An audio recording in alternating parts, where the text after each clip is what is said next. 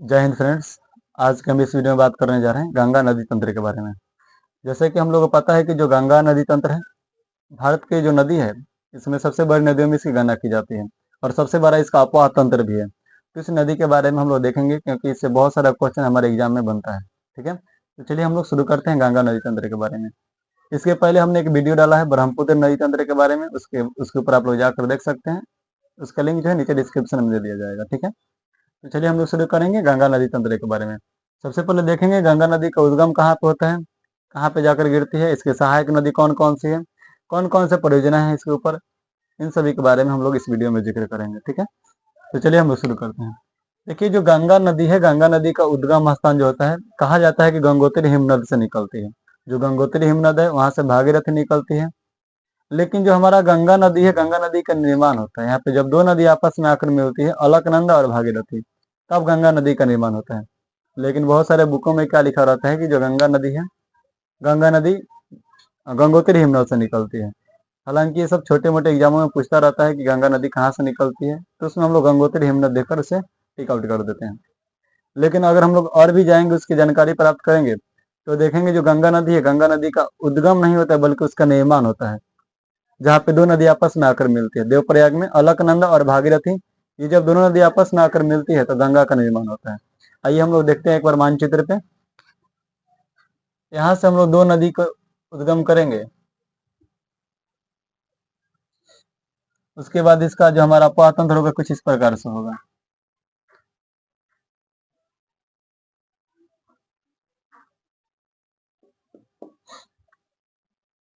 यह जो नदी है हमारा गंगा नदी तंत्र का एक प्रकार का अपवाह तंत्र है। इसमें देखिए दो दो नदियां है, एक है अलकनंदा, दूसरी है भागीरथी। यह जो नदी है इसका नाम है अलकनंदा, अलकनंदा, और दूसरी वाली जो है इसका नाम है भागीरथी, भागीरथी। जब ये दोनों नदी आकर आपस में मिलती है देवप्रयाग में, तो यहाँ से गंगा नदी का निर्माण होता है। और उसके बाद ये जाएगी पश्चिम बंगाल में, और पश्चिम बंगाल में एक फरक्का बैराज मिलता है, फरक्का बैराज। यहाँ से नदी दो भागों में बढ़ जाती है, एक चली जाती है बांग्लादेश में, दूसरी आ जाती है पश्चिम बंगाल में। बांग्लादेश में इस नदी को पद्मा के नाम से जाना जाता है, और ये जो पश्चिम बंगाल में चली जाती है इसे हुगली नदी के नाम से जाना जाता है, हुगली या भागीरथी नदी के नाम से इसे जाना जाता है।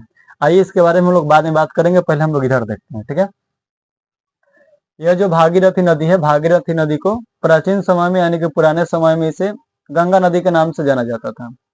अभी भी देखेंगे कई सारे बुकों में लिखा रहता है कि जो गंगा नदी है, गंगा नदी का उद्गम गंगोत्री हिमनद से होता है। हालांकि हम लोग यहाँ पे देख रहे हैं कि गंगा नदी का निर्माण यहाँ से हो रहा है, देवप्रयाग से हो रहा है। इसके पहले कहीं भी गंगा नदी का जिक्र नहीं किया गया है। तो हम लोग देखेंगे जो गंगा नदी है, गंगा नदी का उद्गम जो हमारा कहाँ से हो रहा है, देवप्रयाग से हो रहा है। इसके यहाँ से निर्माण हो रहा है, लेकिन निकल कहाँ से रहे थे, यहाँ से दो जगहों से, एक है अलकनंदा, दूसरी है भागीरथी। भागीरथी निकलती है, भागीरथी जो नदी है गंगोत्री हिमनद से निकलती है। अलकनंदा जो है बद्रीनाथ जो संतोपंथ ग्लेशियर है वहां से निकलती है। उसके बाद देखेंगे इसमें एक और नदी आती है उत्तराखंड से ही, जिसका नाम है यमुना नदी। ये तीनों नदियां निकलती है कहाँ से, उत्तराखंड से, अलकनंदा, भागीरथी, और तीसरा जो है इसकी सबसे लंबी सहायक नदी है गंगा का, यमुना नदी। यमुना जो है इसकी तीसरी सबसे लंबी सहायक नदी जो है यमुना नदी है। उसके बाद देखेंगे और नदी आती है इधर से, एक आती है रामगंगा, उसके बाद आती है गोमती, घाघरा, गंडक, कोसी। उसके बाद इसमें एक और नदी आती है सोन। उसके बाद एक और है दामोदर। ये सब इसकी सहायक नदी है। यह जो गंगा नदी है, गंगा नदी की सहायक नदी है, और उसका गंगा नदी का तंत्र है, एक प्रकार के बोल सकते हैं अपवाह तंत्र। अब हम लोग देखेंगे सभी नदियों के बारे में एक एक करके। चलिए शुरू करते हैं। तो जो गंगा नदी हमारा, गंगा नदी की अगर लंबाई देखा जाए कुल तो 2525 किलोमीटर है। गंगा नदी की लंबाई 2525 किलोमीटर। इसका क्षेत्रफल देखा जाए तो 8.6 लाख वर्ग किलोमीटर में इसका क्षेत्रफल है। इसकी लंबाई 2525 किलोमीटर, क्षेत्रफल जो 8.6 लाख वर्ग किलोमीटर में इसका क्षेत्रफल है। ये 5 राज्यों से होकर प्रवाहित होती है, 5 राज्य से ये प्रवाहित होती है। 5 राज्य कौन कौन से हैं? तो यहाँ पे देखेंगे 5 राज्य जो है हमारा, 5 राज्य हो जाएगा हमारा उत्तराखंड, यहाँ पे लिख दे रहा हूँ उत्तराखंड। उसके बाद यूपी, कुछ समय के लिए इसे मैं हटा रहा हूँ, यूपी, बिहार, झारखंड और पश्चिम बंगाल। ये भारत के 5 राज्यों से प्रभावित होती है। और 5 राज्य कौन कौन से हैं? तो उत्तराखंड, यूपी, बिहार, झारखंड और पश्चिम बंगाल, ये 5 राज्य हैं। उत्तराखंड से प्रवाहित होती है कितना किलोमीटर? अभी उत्तराखंड से प्रवाहित होती है 310 किलोमीटर। यूपी से 1140 किलोमीटर। ये 70 जैसा लग रहा है, 310 किलोमीटर है। बिहार से 455 किलोमीटर। झारखंड से मात्र 10 किलोमीटर। और जो पश्चिम बंगाल है यहाँ से प्रवाहित होती है 520 किलोमीटर। ये क्या है? गंगा नदी कितने राज्य से, कौन से राज्य से कितना किलोमीटर प्रवाहित होती है? सबसे कम प्रवाहित होती है पश्चिम बंगाल, सॉरी, झारखंड से। और सबसे अधिक प्रवाहित होती है, लंबाई दूरी जो है, इसकी सबसे लंबी दूरी जो है उत्तर प्रदेश में 1140 किलोमीटर। तो गंगा नदी सबसे कम प्रवाहित होती है झारखंड में, और सबसे अधिक दूरी तय करती है उत्तर प्रदेश में 1140 किलोमीटर, बिहार में 455 किलोमीटर। ठीक, तो हमारा गंगा नदी है और इसे हम लोग भारत के राष्ट्रीय नदी के नाम से भी जानते हैं। तो चलिए हम लोग देखेंगे अब इसकी एक एक सहायक नदियों के बारे में और सभी के बारे में जानने का प्रयास करेंगे। ठीक है, कुछ समय के लिए इसमें मिटा रहा हूँ।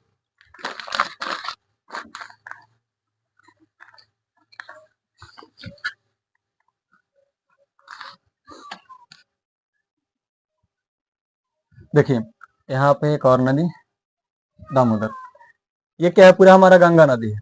हम लोग शुरू करेंगे इधर से। तो हम लोग देखें पहले अलकनंदा नदी के बारे में। तो अलकनंदा जो नदी है, इसका जो उद्गम होता है अलकनंदा का, अलकनंदा जो नदी है इसका उद्गम जो होता है हमारा संतो पंथ ग्लेशियर से। संतो पंथ ग्लेशियर से निकलते हैं, जिसे हम लोग बद्रीनाथ भी बोलते हैं। बद्रीनाथ, बद्रीनाथ से निकलती है। भागीरथी जो नदी है यह निकलती है गंगोत्री हिमनद से। गंगोत्री हिमनद से हम लोग बोल सकते हैं गोमुख से निकलती है, गंगोत्री गोमुख से निकलती है। ठीक, उसके बाद आता है यमुना नदी। यमुना नदी जो निकलती है यमुनोत्री से, यानी कि बंदरपुछ ग्लेशियर से निकलती है। Yamunotri Bandarpunch glacier, Bandarpunch glacier. यह जो 3 प्रमुख नदी है उत्तराखंड से निकल रही है। और उत्तराखंड में कहाँ से? तो जो अलकनंदा है संतोपंथ से, भागीरथी गंगोत्री, यमुना जो है यमुनोत्री के बंदरपुछ ग्लेशियर से निकल रही है। उसके बाद देखेंगे हम लोग तीसरा जो नदी है, इसका नाम है रामगंगा। रामगंगा। उसके बाद देखें हम लोग रामगंगा के बाद हो जाएगा हमारी गोमती। उसके बाद घाघरा, गंडक, कोसी, ये सब इसकी सहायक नदी है। रामगंगा, गोमती, घाघरा, गंडक, कोसी। नीचे आ जाएगा सोन नदी और ये हो जाएगा दामोदर नदी। ये इसकी सहायक नदी है। ठीक है, अब हम लोग देखेंगे जो रामगंगा नदी है, रामगंगा कहाँ से निकलती है? तो रामगंगा जो निकलती है उत्तराखंड के, ये भी उत्तराखंड से ही निकलती है। और उत्तराखंड के दूध टोली एक नामक जगह है उत्तराखंड में, वहां से निकलती है। गोमती कहाँ से निकलती है? तो गोमती जो नदी निकलती है ये निकलती है उत्तर प्रदेश के गोमतल झील से।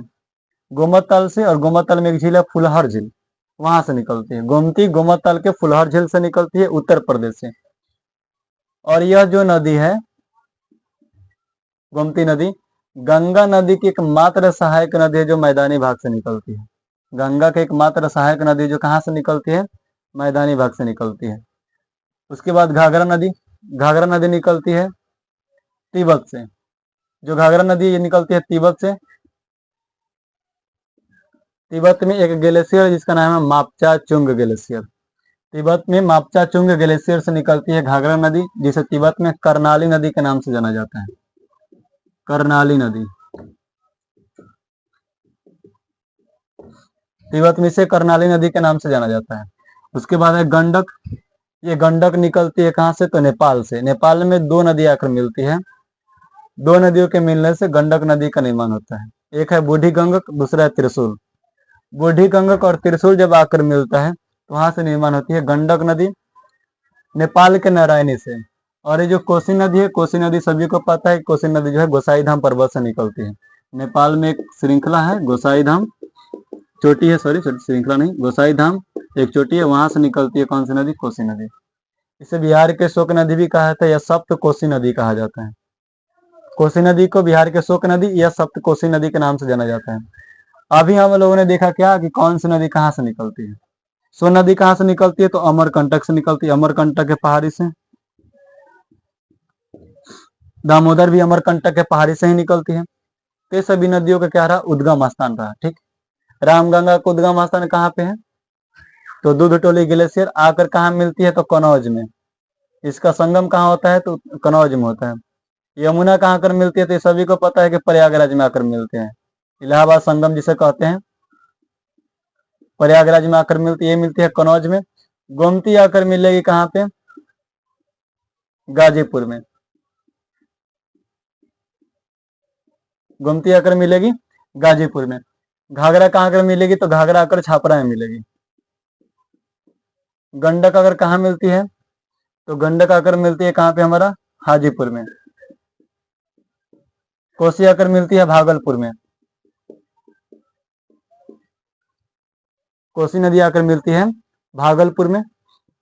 और उसके बाद आगे हम लोग जैसे ही जाते हैं तो पश्चिम बंगाल के एक बॉर्डर आता है फरक्का बैराज, वहां से नदी दो भागों में टूट जाती है। एक नदी का नाम होता है जो पश्चिम बंगाल में आती है, जो पश्चिम बंगाल में आती है इसका नाम होता है हुगली नदी।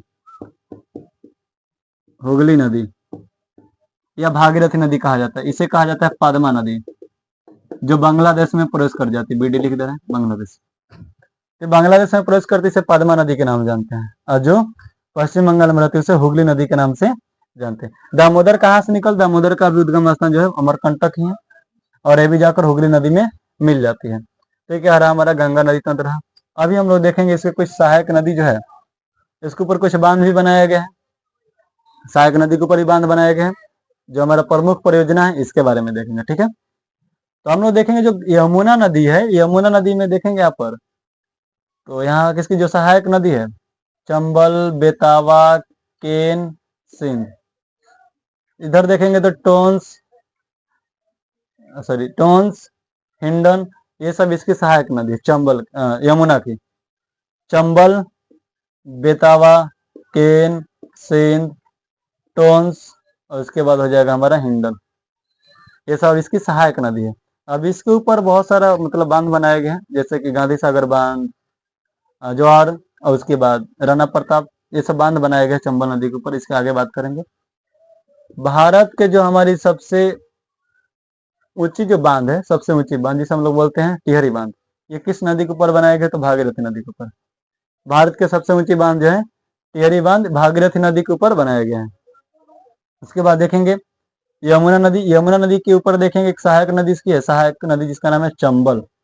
ये जो चंबल सहायक नदी है, थोड़ा सा मिस मिटाएंगे, आगे देखेंगे फिर।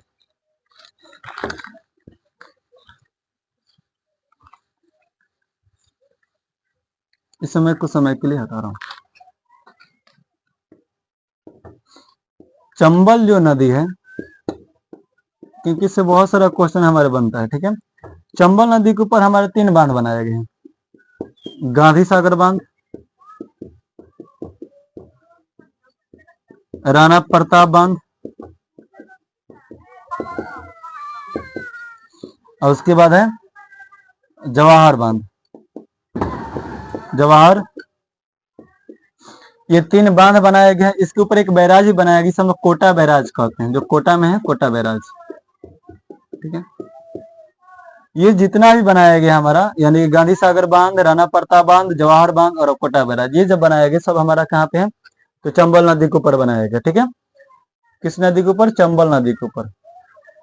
जो चंबल नदी है, चंबल नदी को हम लोग कहते हैं घड़ियाल संरक्षण क्षेत्र भी बोलते हैं। चंबल को हम लोग घड़ियाल संरक्षण भी बोलते हैं। उसके बाद आता है जो हमारा टोंस है, एक हिंडन है। हिंडन जो है ये आकर दिल्ली में मिलती है। कहाँ पर आकर मिलती है? दिल्ली में। हिंडन जो है दिल्ली में आकर मिलती है। उसके बाद ये यमुना नदी जो है, यमुना नदी आकर मिलती है कहाँ पे? प्रयागराज में। और यमुना नदी जो है इसकी लंबाई 1350 किलोमीटर है। यमुना की कुल लंबाई 1350 किलोमीटर है, यानी कि गंगा का सबसे लंबी सहायक नदी है लंबाई की दृष्टि से। और पूछा जाए क्षेत्रफल की दृष्टि से सबसे बड़ी सहायक नदी कौन सी है? तो घाघरा है। क्षेत्रफल की दृष्टि से सबसे बड़ी सहायक नदी जो है हमारी गंगा की, वह है घाघरा नदी। और लंबाई की दृष्टि से सबसे लंबी नदी कौन सी है, तो वह है यमुना नदी। दूसरी सबसे लंबी नदी जो है सोन नदी है।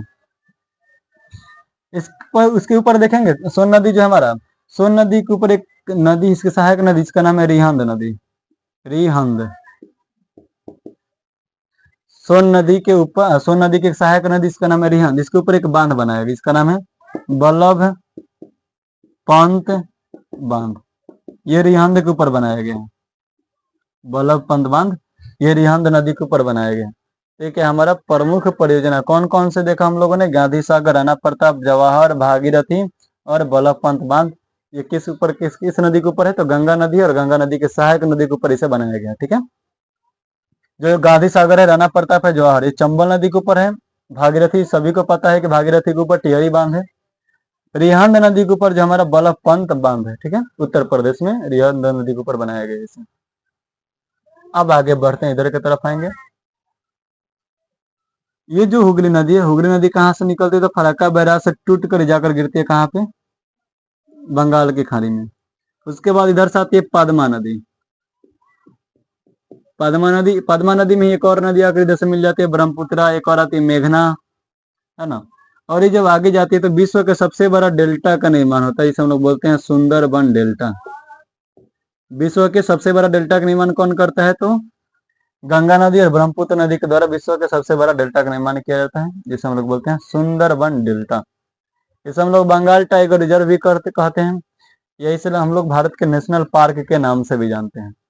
भारत के नेशनल पार्क कौन सा है, तो हमारा सुंदरबन डेल्टा है। या बंगाल टाइगर रिजर्व भी किसे कहा जाता है, तो सुंदरबन डेल्टा कहा जाता है। सुंदरबन जो डेल्टा है, ये सुंदरबन जो है डेल्टा, ये पश्चिम बंगाल में एक पौधा पाया जाता है। इस वन में, सुंदरबन में एक पौधा पाया जाता है जिसका नाम है सुंदरी पौधा। उसके नाम पर इसका नाम रखा गया सुंदरबन डेल्टा। ठीक है, फिर हमारा गंगा नदी तंत्र के बारे में। इसी में एक और चीज हमारा निर्माण होता है, सबसे महत्वपूर्ण है जो हमारा, इधर जो हमारा पंच प्रयाग का निर्माण होता है। गंगा नदी के ऊपर पंच प्रयाग का भी निर्माण होता है, इसे हम लोग बोलते हैं भारत के पंच प्रयाग। जो किस राज्य में है, तो उत्तराखंड राज्य में। ठीक है, अभी हम लोग उसके ऊपर बात करेंगे। ये समझ में आया, चलिए हम लोग आगे देखते हैं पंच प्रयाग के बारे में।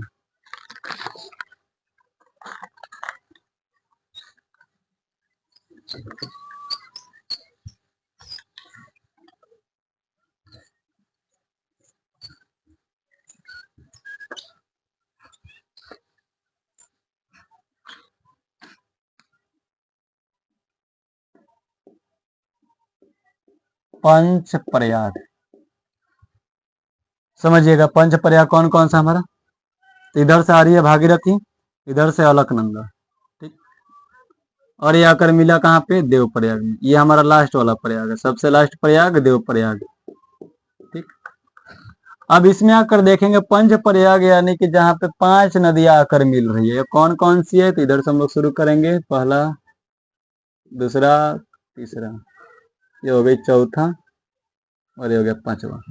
ठीक, देखिए ये जो नदी हमारा, जिस नदी का नाम है अलकनंदा।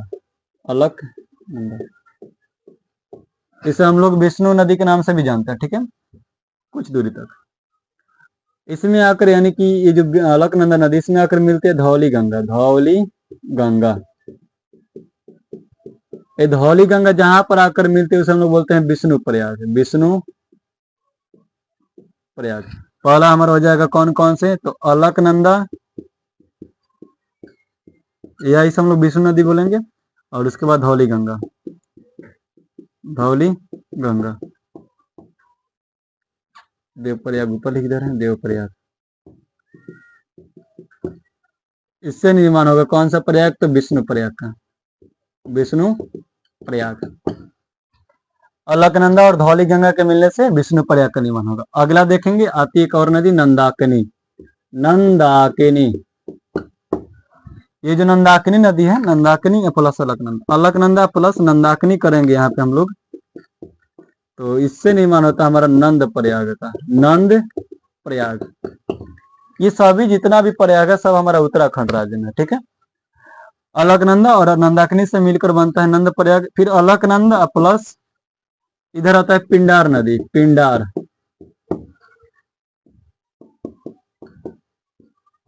पिंडर। यहाँ पे होगा हमारा कर्ण प्रयाग, कर्ण प्रयाग। उसके बाद अलकनंदा प्लस आपके इधर से मंदाकिनी। देखिए एक है नंदाकिनी, दूसरा है मंदाकिनी। तो मंदाकिनी, ये नंदाकिनी नहीं है, मंदाकिनी है, ध्यान से सुनिएगा, मंदाकिनी। मंदाकिनी से मिलने से होता है रुद्रप्रयाग। मंदाकिनी नदी के मिलने से निर्माण होता है रुद्रप्रयाग का। और लास्ट में सभी को पता है कि जो है हमारी भागीरथी प्लस अलकनंदा, भागीरथी प्लस अलकनंदा निर्माण किसका करता है? तो देवप्रयाग का। ठीक, देवप्रयाग। यह हमारा 5 प्रयाग है और इसे हम लोग बोलते हैं पंच प्रयाग। कौन से प्रयाग? पंच। ठीक है। भारत में कुल कितने प्रयाग हैं? 5 प्रयाग है और पांचों के पांचों जो है किस राज्य में है? तो यूके यानी कि उत्तराखंड, यूनाइटेड किंगडम नहीं बल्कि उत्तराखंड। ठीक है। ये हमारा क्या है? भारत के पंच प्रयाग है। ये कहाँ पे है? तो उत्तराखंड राज्य में है। ये सभी नदियों का नाम है और नदियों में जो आकर अलकनंदा मिलती है उसे हम लोग बोलते हैं प्रयाग के नाम से जानते हैं। ठीक है। और इसके बाद आगे हम लोग देखेंगे कैसे आकर सब नदियां आकर मिलती हैं। तो आज की वीडियो में हम लोग यहीं पर रहने देते हैं, अगले क्लास में फिर देखेंगे सिंधु नदी के बारे में। ठीक है। तब तक के लिए जय हिंद, जय भारत।